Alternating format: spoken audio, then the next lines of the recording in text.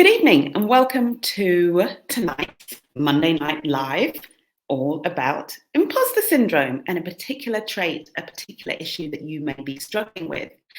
Tonight, I want to talk to you about laboring over emails.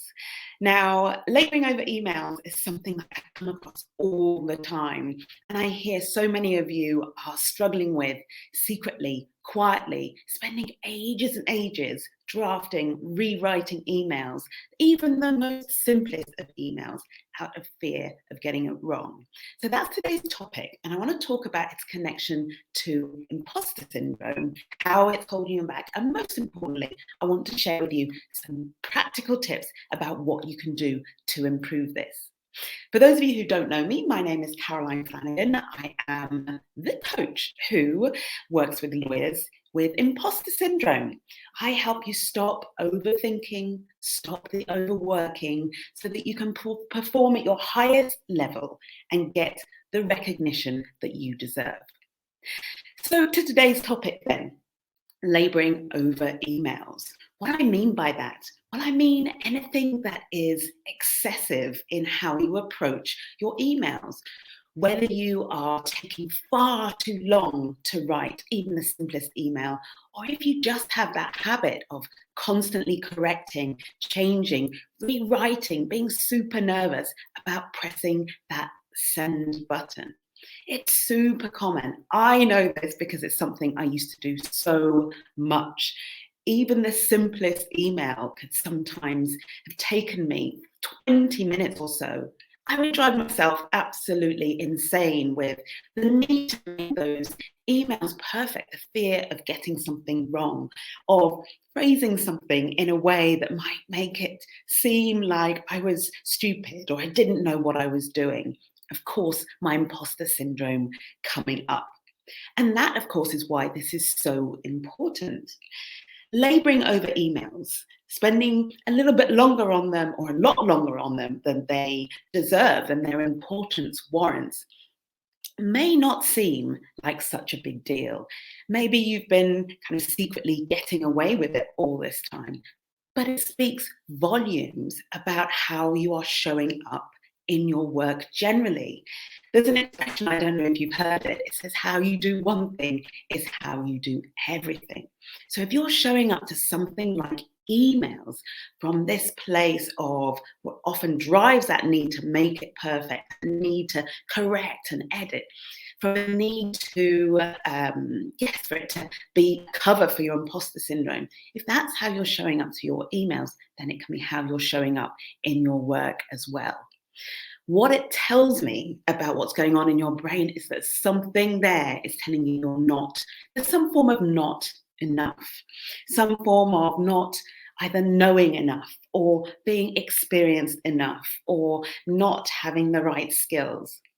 And as soon as we talk about there being any kind of not being enough going on in your brain and that driving your behavior, that's how we know it's an indicator of imposter syndrome, which is why for me and for you, I want to offer that laboring over emails is one of the secret signs of imposter syndrome. It's what's causing you to overwork, to overthink, and not be getting the results that you deserve. And I'm here to help you to change that. So think of an example of how this happens. You could come off a simple call with a client, for example, and maybe all you need to do is confirm a few points. It's something you've already been over. You've probably got notes that you've taken during that meeting, but what happens? You sit down to type your email, you write the first version of it, you look at it, but instead of just maybe correcting a few typos, a few natural errors, what this triggers in your brain is a whole load of questions about whether you're doing it right, whether this activity is going to be the one that gets you found out. Now, you may not be conscious of those thoughts, right? You may not be conscious of the fact that what's going through your brain is this fear that, I might be something stupid, or I might not get it right. They may think less of me when they read this. If there's a typo, that will be the end of me. You may be conscious of those thoughts, but you may not be. But what I want to tell you is if you're someone who's taking far too long to write emails, if you're feeling anxious and stressed while you write them, if you've got that critical inner voice, self judgment in your head while you're writing them that's telling you it's not good enough, if all of that's going on while you're writing an email, it's going to be driving you to try and make it perfect. Because that's what you do. That's what we all do, isn't it? When we're afraid of that being found out, afraid that we're not enough.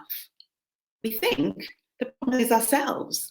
You probably think, oh, there's something lacking in me. And that's why you're being driven to try to achieve perfection, even in writing the simplest emails. Subconsciously, you're thinking, well, actually, if I just get this right, if I just make this perfect, then nobody will know. Nobody will think or realize that I'm not enough. All of this thinking, so typical, so common for imposter syndrome. So I'm here to tell you that, of course, the problem isn't you at all. Like, I remember all those times of writing emails and laboring over it and thinking the problem was me, and then realizing it wasn't me that was the problem. The same way it's not you that's the problem. It's how you're thinking about you. Yes, the thoughts that are literally going through your mind as you are producing a piece of work, like a simple email, but even a bigger piece of work. All of that questioning, all of that judgment, all of that self consciousness and insecurity about whether you're doing it right and showing it up enough. Do you know what that does? It consumes enormous amounts of your resources. Your energy is just being consumed by those thoughts. And what does that mean? When a huge part of your brain is dealing with the self criticism and dealing with this feeling that you might get it wrong or you're not enough, that means that all of that part of your brain is unavailable for you to show up to the task itself. That part of your brain is unavailable for you to do what you naturally are able and capable of doing. Showing up as resourceful, being able to be focused, being able to be efficient, look at a piece of work, look at an objective that you have to choose, and be able to target and focus on that and get that done. So the problem then is all the thoughts that are going through your brain when you sit down to write an email. They're detracting away, they're deflecting you away, distracting you away from the task at hand. So all you need to do to solve this, and this is the great news, is just find a way of getting out of your own head. In other words, a way of stopping your overthinking, which means having those thoughts which aren't serving you, having lots of thoughts about how you're not good enough or self-criticism and all the judgment. That's all the overthinking. When I talk about overthinking, that's what I'm referring to. So you just need a strategy for getting out of your own head, stopping that overthinking so that all of your brain can be available for the task at hand. I like to talk about thinking at your highest level. It's something that is impossible to do while you're all caught up in how you're not enough, all caught up in trying to be perfect. We need to be able to let go of all those thoughts that are very distracting in order to free you to access that very high level thinking that comes naturally to you if only you would allow yourself to have access to it. So there are different ways in which you can do this, different ways in which you can get out of your own head for long enough to focus all of your resources on the email that you want to write, enabling you to be more efficient and more focused, much more productive when you write that email. You could, of course, just do something like decide you're going to sit down, write an email, and be really, really focused. And this time you're going to get it done and be really kind of almost use your willpower to help you get it right. You could do that. Maybe that will work for you at times. Another strategy you could try is to, and I've used this one before, perhaps set a timer. Set a timer and decide you're going to give yourself a certain amount of time in which to write the email and put that pressure on yourself to get it done. Again, this may work. Often I found that there were times when tactics like that would work, but many times that they wouldn't. And here's the point. don't. Even if they did work at times, what I found was that when I came to write the next email, every time I came back to a situation, I was no further along. I still found myself having those thoughts, trying to write my email, questioning whether it was good enough, wanting to make it really perfect. In other words, the tactics of setting a timer or telling myself I was going to be intentional, they only worked temporarily. They weren't changing anything in my behavior and in how I was showing up. I wasn't getting better at it. I just found myself in the same situation again and again and again. But there's another way that's so much more effective and is going to have a long-term, like create long-term transformation for you. And it requires that in order to get out of your own head effectively and often enough for you to be able to show up, right, to your task, focus on the email you need to write and write it efficiently and effectively.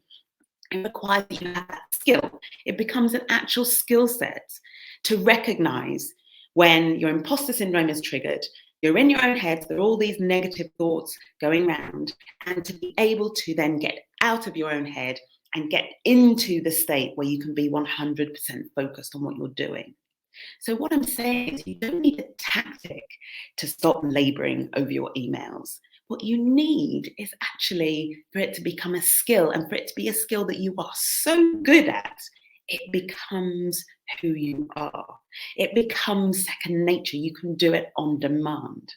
And what I love about this is that although I'm introducing this this approach of having this skill set, becoming really good at it, I'm introducing that as a strategy for like to get you to stop overthinking, stop overworking when you're doing these emails. It's exactly the strategy that is going to help you in all the other areas of your work in which you will find yourself overthinking, overworking, striving for perfection, and therefore underperforming. So what is the strategy is then? What is the way in which you can make getting out of your own head, taking those imposter syndrome thoughts and being able to not focus on those, but to switch your focus to the task that you have in hand? Of course, the only tool that I want to recommend to you is your imposter speech.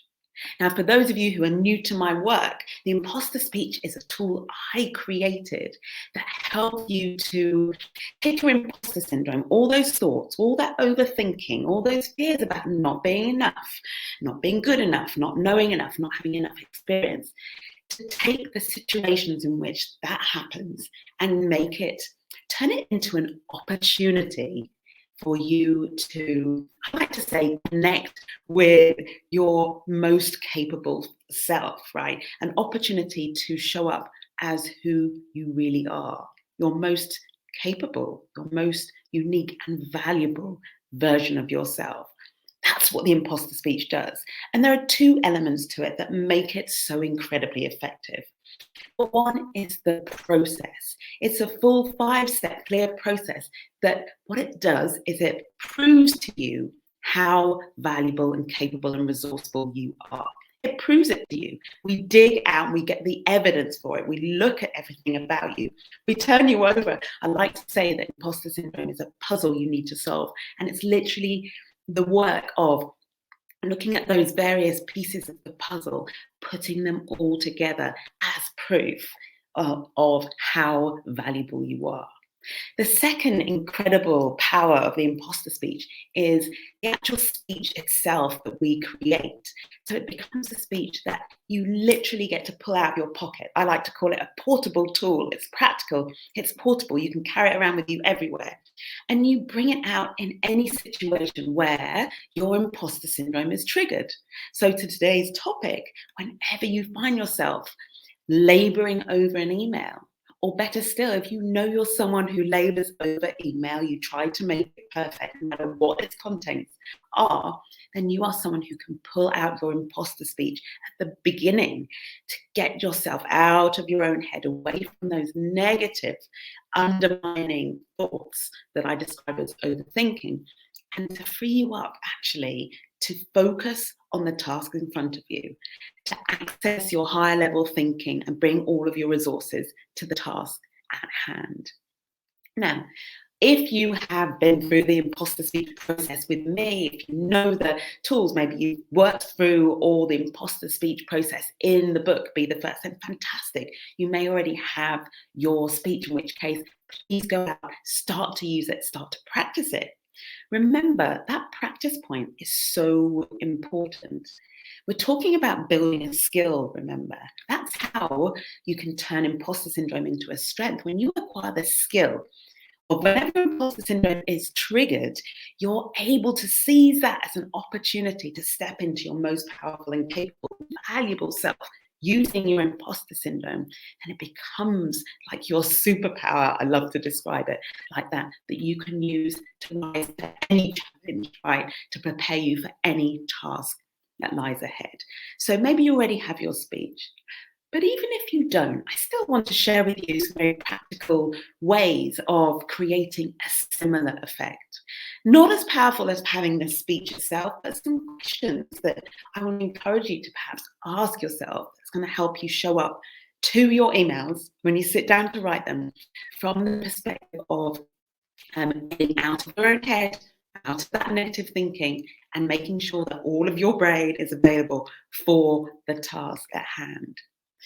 So before I get to those 3 or 4 points or questions that I want to encourage you to ask, I want to summarize then really a very practical number of steps that you can take next time you have an email to write, if you're someone who labors over emails.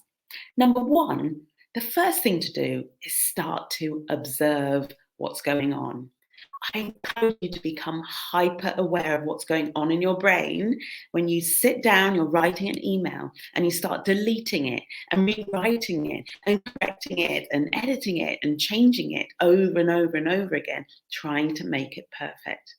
The first step is just observing that, absolute awareness of what you tend to do in situations like that. So be aware of or observe what you do, and then critically, what's going through your brain while you're doing it. It's been my ability to, like, I've been able to learn how to observe what's going on in my brain that's made it incredibly helpful for identifying when my imposter syndrome has been triggered and enabling me to step into the opportunity of that, make it my strength, step into the full power of like how valuable and capable I am, and show up from there instead of from a feeling of not enough. So that piece, I'm observing what you're doing and also being kind of an observer of what you are thinking while you're writing that email is absolutely key, because that's how you're going to always be able to identify, this is my imposter syndrome. The second step I want you to take is, of course, if you know my work, you will have heard this before, and it's what I teach, and it's very powerful, very important. Once you've identified that it's your imposter syndrome that's been triggered, that's at work, you literally very deliberately, and this is a step in itself, you tell yourself that your imposter syndrome is not a problem. Your imposter syndrome isn't something you need to fix. It's not something you need to get rid of or overcome. You don't need to rush out and do a 6-month course on getting rid of your imposter syndrome in order to be more effective at writing your emails, in order to show up as your most valuable and capable and resourceful. What you need to do is just settle into your imposter syndrome. Stop fighting it. Why? Because I don't want you spending your energy trying to battle with something that's been such a key part of who you are. You don't need to fix your imposter syndrome. It's not a problem. It's just a puzzle that you need to solve. So step 3 then is, of course, like, how do we solve that puzzle? And of course, the answer is to be able to step into who you are, to be able to answer the question, who are you?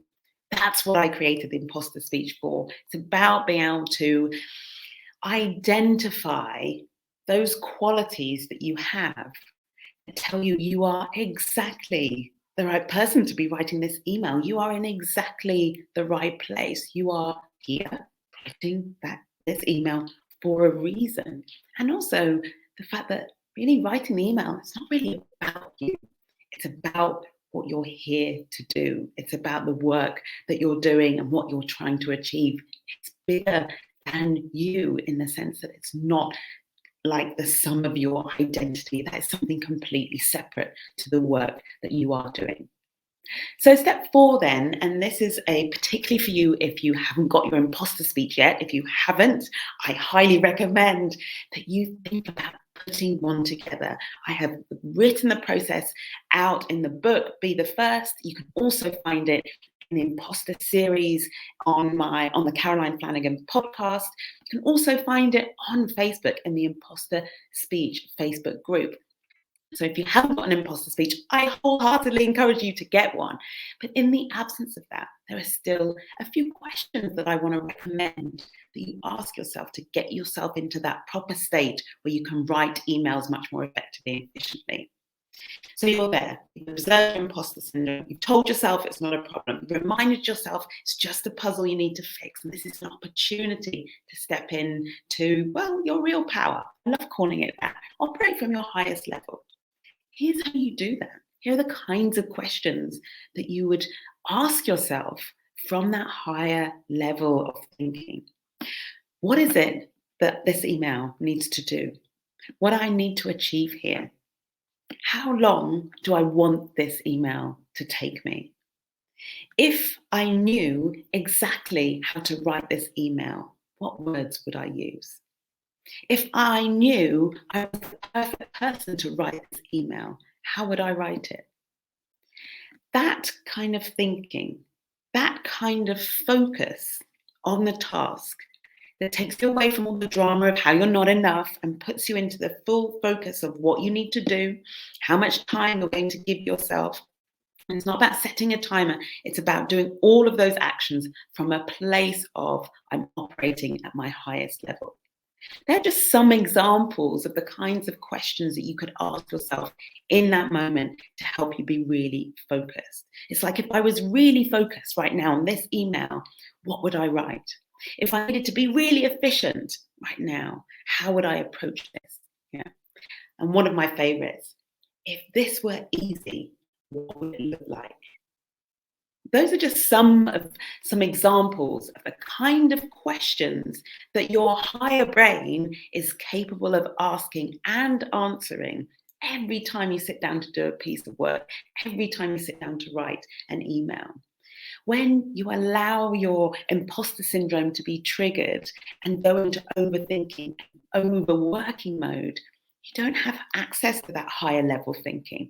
That's why it's super important. What I want to encourage you to do in these live sessions is to get into the habit of observing your own brain, being aware of the kind of thinking that comes up, and then being really intentional about how you approach the task at hand.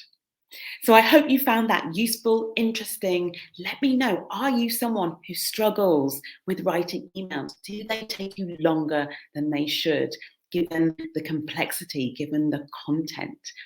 And how much have you noticed that tendency to labor over things, to try to make them perfect? How is it showing up in other areas of your work?